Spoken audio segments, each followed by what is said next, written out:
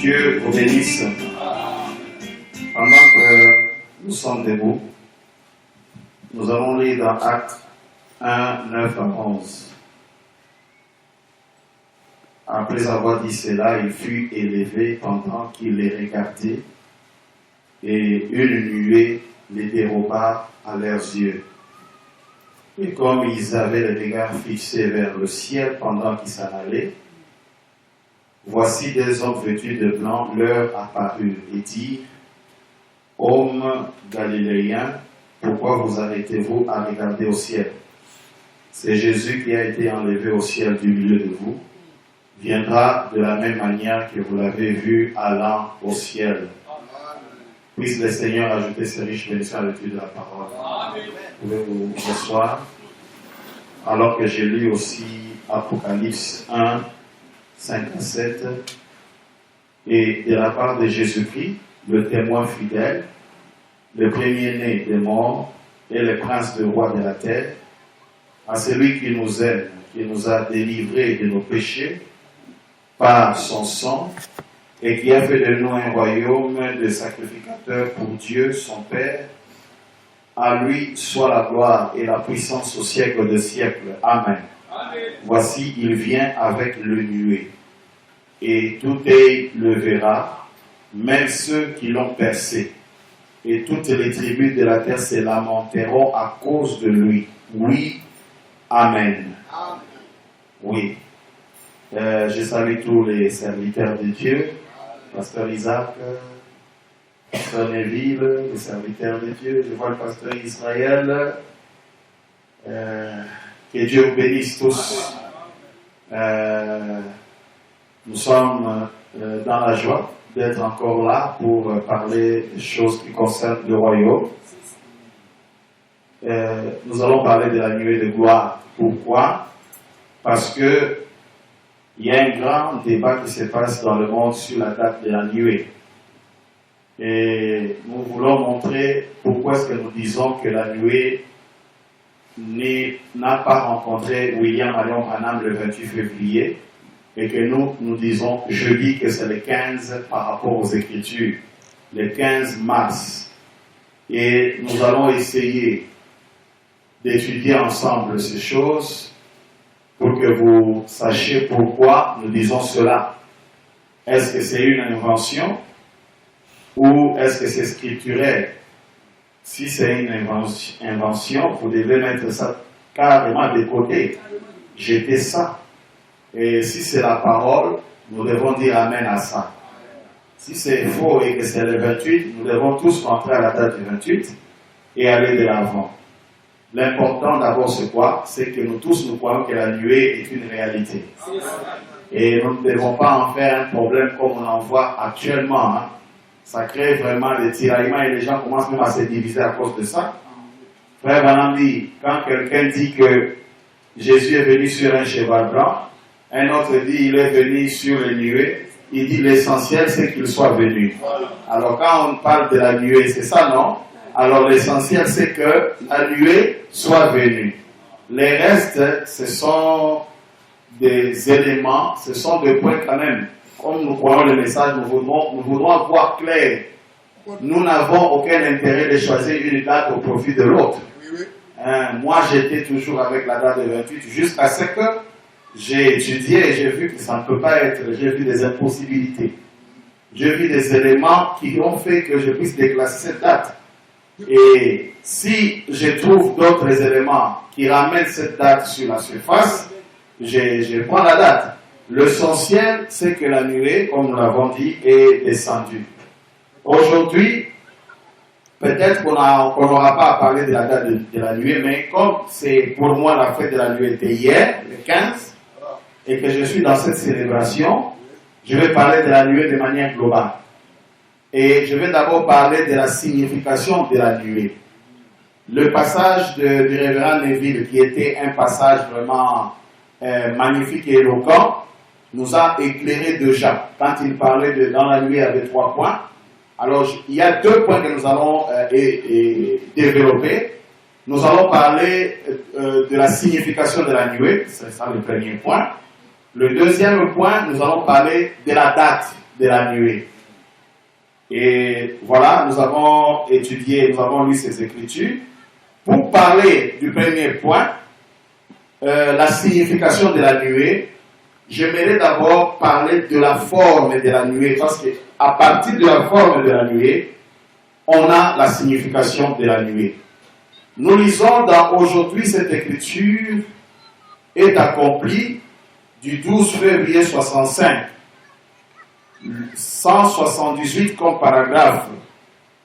Le magazine Life a publié un article là-dessus. Un cercle mystique de lumière s'élève dans les airs au-dessus de Tucson et de Phoenix. De la même manière que je vous l'avais annoncé presque un an avant que ça arrive, comment ça serait et que ça serait comme un triangle. Un cercle mystique, il y a déjà une forme géométrique. On dit un cercle et puis on dit ça serait comme un triangle. D'où la nuée a une forme triangulaire et circulaire. Et à partir de ces formes, parce que Frère Branham ne fait rien au hasard, à partir de ces formes, il y a un message que Dieu est en train de donner. Pourquoi est-ce que ce n'est pas venu sous la forme d'un carré ou d'une losange ou quoi, je ne sais pas quoi d'autre, mais cela est venu sous forme d'un triangle ou d'un cercle. Nous allons étudier le pourquoi. Pourquoi? Je prends d'abord le cercle, donc la nuée. Il y a beaucoup d'écritures qui montrent la nuée sous forme de cercle. Pourquoi un cercle? Lorsque nous lisons la demeure future, le cercle qui est, n'est-ce pas, comme une roue. Au paragraphe 226, Frère Branham dit très bien, passé, l'ancien sabbat est passé. Jésus est ressuscité le 8e jour. C'était un jour solennel saint. Et ce n'était pas un jour. Le 8e jour n'est pas un jour. C'est bien. En effet, le jour, le temps, c'était terminé. C'est devenu l'éternité. Vous voyez, c'est devenu tout droit, c'est revenu tout droit au premier jour. Vous voyez, l'éternité, c'est comme un anneau. L'anneau, c'est le cercle. L'éternité est comme un anneau. Voilà. Alors, la nuée a la forme du cercle. Le message est déjà, ça sort déjà. Ça signifie que c'est la fin du temps. Il n'y a plus de temps. Nous entrons dans l'éternité. Comme l'ange a juré en descendant qu'il n'y a plus de temps. Amen. Et il appelle ça la plénitude de temps. Il met fin au temps. Et la nuée est venue sous forme de ce cercle pour montrer que nous entrons dans une période d'éternité. Cela veut dire que nous n'avons pas de considération vraiment à donner à des dates comme nous voulons parler de la nuée et la date. Ça n'a pas vraiment trop de valeur pour nous. Lorsque nous entrons dans l'éternité, ce qui compte, c'est que Dieu est. Et le nom de Dieu, c'est William Allen Branham. Et c'est là est notre vie. Oh, nous devons adorer tel jour. Nous ne devons pas adorer tel autre jour. On dit ici que c'est l'éternité. Et lorsque vous entrez dans l'éternité, Frère Branham dit, c'est le 8e jour. Et il dit, le 8e jour, ce n'est pas le temps. Amen. On a mis fin au temps. Le temps s'arrête à 7. Lorsque vous entrez dans 8, vous n'êtes plus dans le temps. Amen. Vous êtes propulsé. Vous n'êtes plus contrôlé par la pesanteur. Vous êtes au-delà du système du monde. Vous êtes au-delà des cosmos. Amen. Vous êtes un astronaute. Vous êtes très loin. On ne peut pas vous ramener avec des histoires où état adoré. On ne peut pas vous pousser dans de telles histoires. Ça c'est bien pour les adventistes. Ça c'est bien pour les chrétiens. Amen. Mais les Branham sont très loin.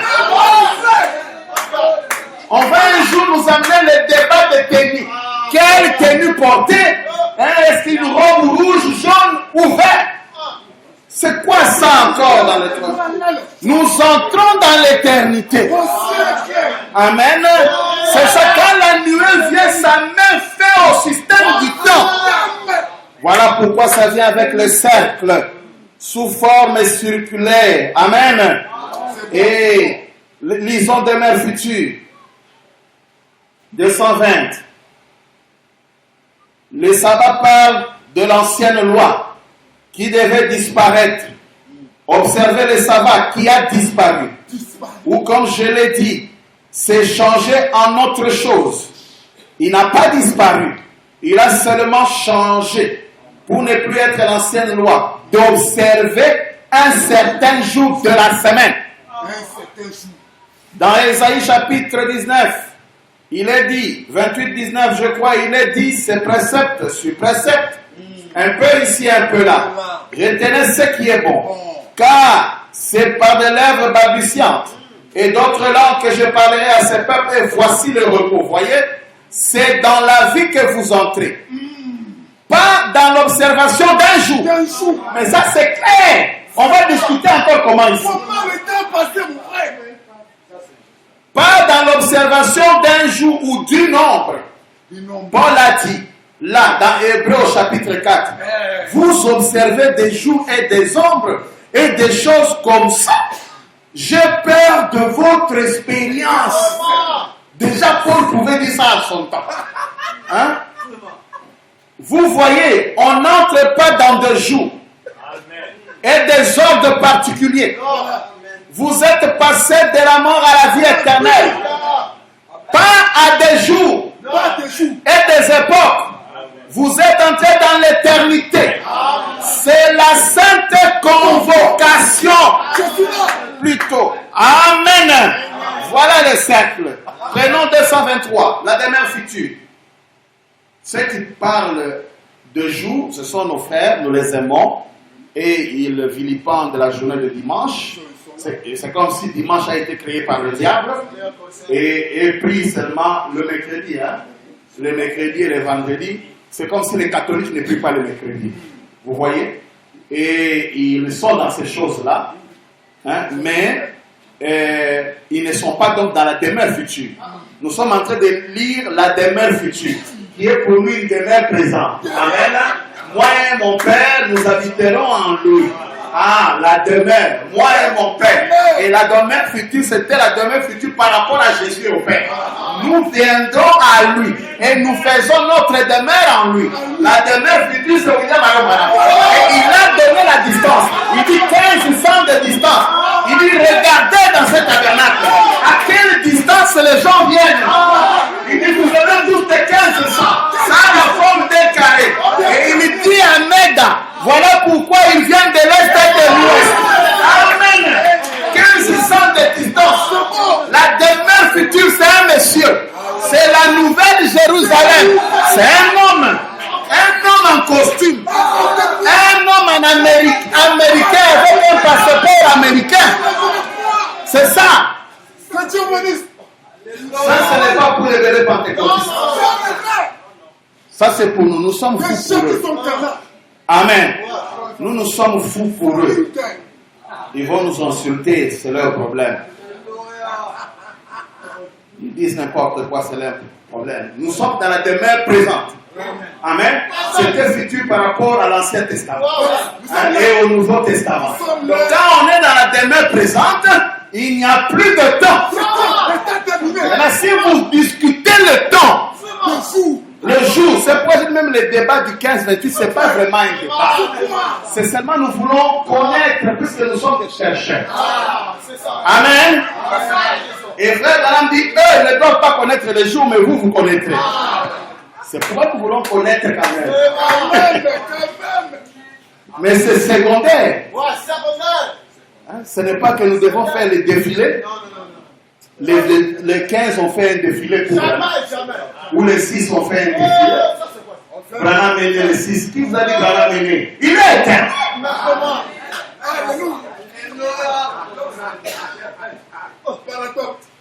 Demeure future 223. 7 jours, remarquez, qui vont passer. Où c'est que j'ai dit? c'est qu'ils vont se changer en autre chose. 8 jours. Là, il est question d'une nouvelle création. Vous voyez? Pas d'une ancienne création. 8 jours, c'est une nouvelle création. En effet, c'est le 8e jour que notre Seigneur est ressuscité des morts.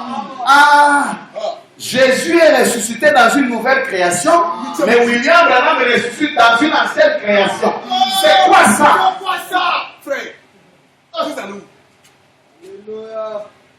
En effet, c'est le 8e jour que notre Seigneur est ressuscité des morts. Voilà l'autre convocation que vous avez. La sainteté. Sans considérer le sabbat du tout. Et la fête des tabernacles. La fête de ceci. Et la fête de la Pentecôte. Jésus est ressuscité des morts pour notre justification le 8e jour. Écoutez, quand, point. Après les 7 sabbats, virgule, ou 7 jours, virgule, 7 âges de l'Église. Donc Jésus a ressuscité le 8e jour. C'est un type de 7 âges de l'Église. Le jour qu'il est ressuscité, c'est au-delà de 7 âges. Nous voyons Jésus de nouveau sur la terre. Avec un nom nouveau. Amen. Parce que quand il ressuscite, il reçoit un nom nouveau. Il est resté le 8e jour, au-delà des âges. Amen. Et il est transfiguré. Comme sur le maïs, il parle et il prêche sa parole, on ne le reconnaît pas. Amen. Mais quand leurs yeux s'ouvrirent, ils le reconnaissent. Amen. Nous sommes ceux qui l'ont reconnu. Amen. Nous sommes ceux qui l'ont reconnu. Amen, amen. C'est ça. Les âges.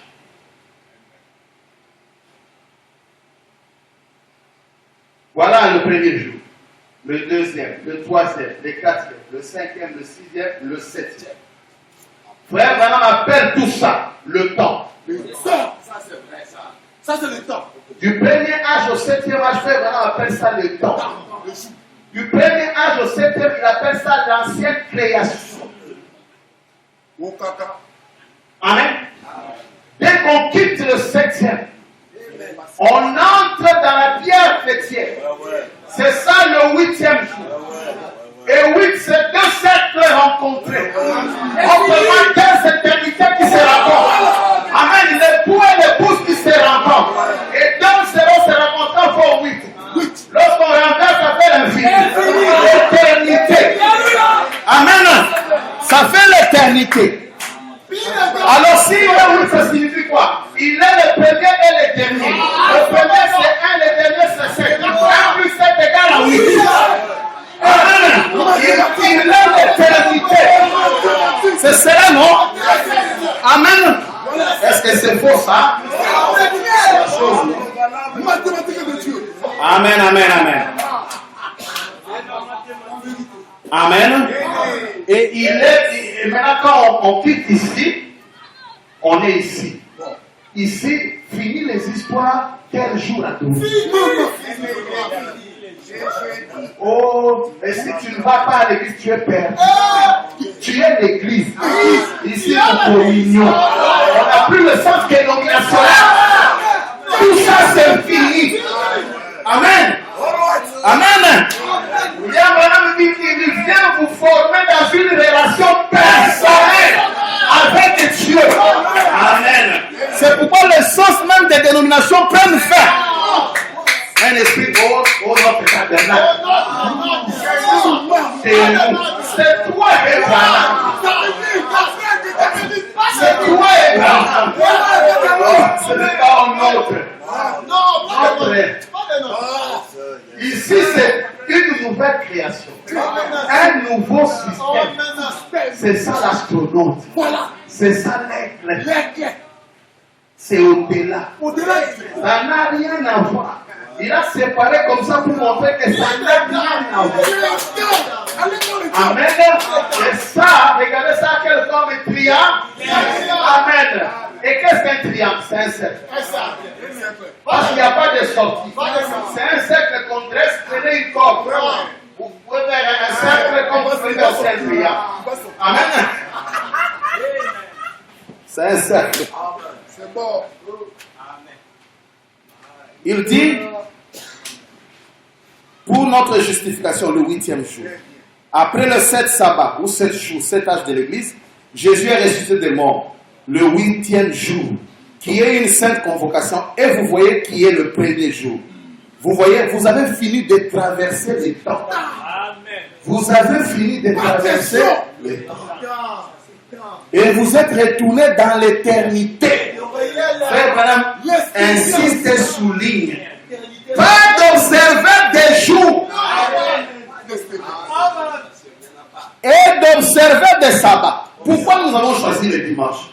C'est tout simplement parce que le dimanche c'est férié. Vous voyez, les gens ne travaillent pas, ils sont plus libres. Si je vais dans un pays islamique, le jour de sera le vendredi. Je choisirai le vendredi. C'est une semaine disposition. Parce que le 28e jour n'est pas le dimanche ici. Le 28e jour, c'est William Marion Branham.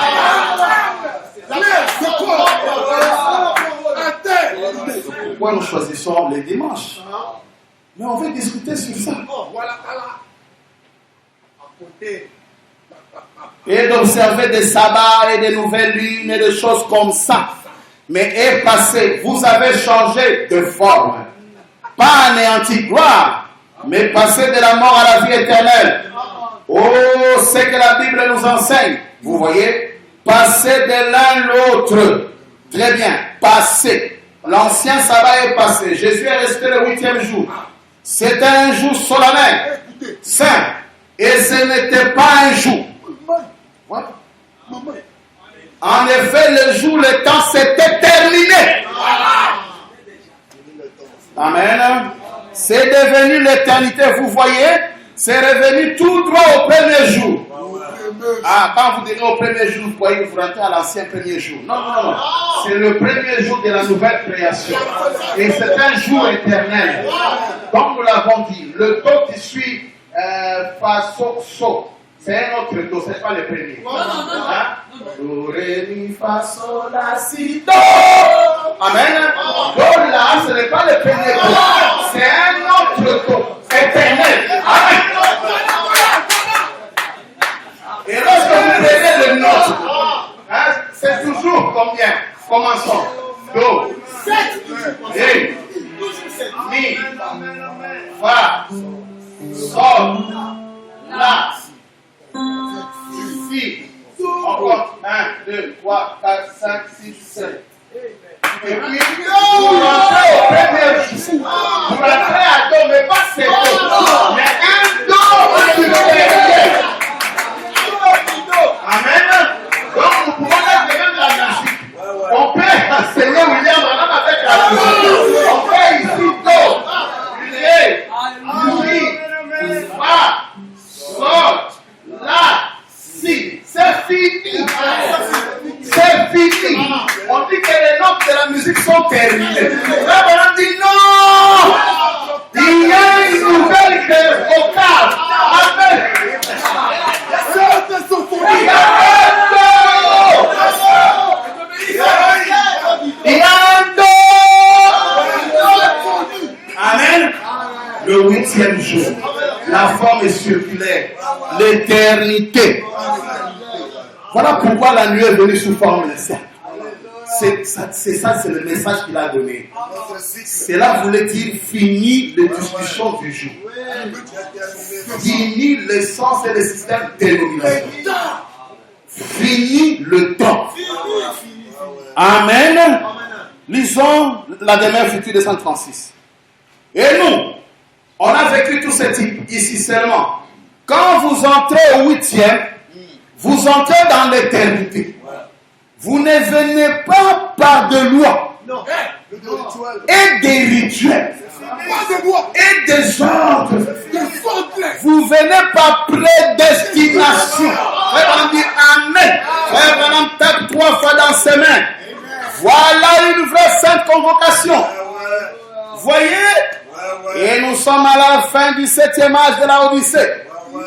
L'âge de l'Église. L'âge de la Pentecôte. Vous le voyez? Nous entrons dans cette cette convocation. Nous entrons, c'est le présent, dans cette éternité réelle et authentique. Voilà, nous n'entrons pas dans une photocopie d'éternité. Ou une copie d'éternité. Nous entrons dans une éternité réelle et authentique. On vous dira, mais dans l'éternité, on peut vous saluer. J'ai écouté un pasteur dire, mais c'est pas possible. Ces gens me font rire. Ils disent qu'ils sont enlevés et j'ai salué quelqu'un. Et je l'ai salué, je dis, quand tu es enlevé, tu me salues. Et une écriture, frère Branham dit, ce n'est pas que nous serons enlevés, nous sommes déjà. C'est ce qu'il dit, mon frère. Ils ont une compréhension pentecôtiste. Ils s'imaginent voler comme des oiseaux. Ce n'est pas ça. Vraiment des imaginations. Et ils nous appellent des démons. Hein? Nous entrons dans une éternité réelle et authentique. Où l'église est appelée, pas à une station, à une dénomination. Amen.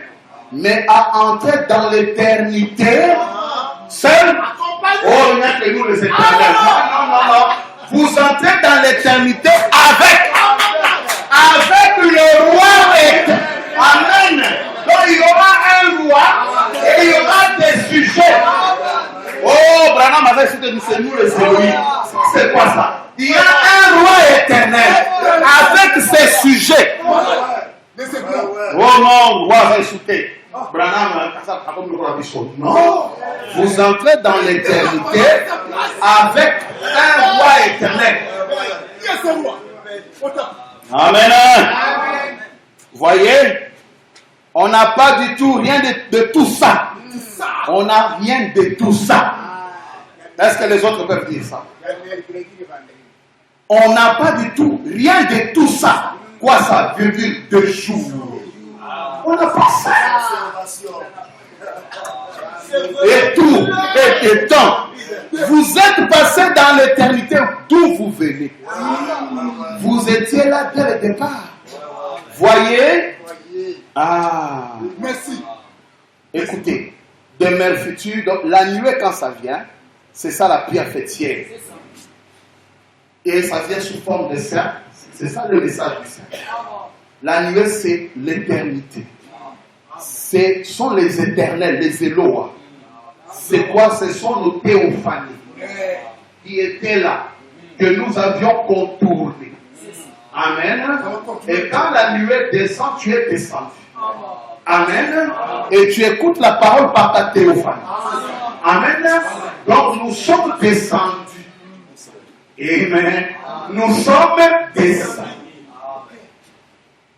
C'est ça. Alors quand il descend, c'est la plénitude.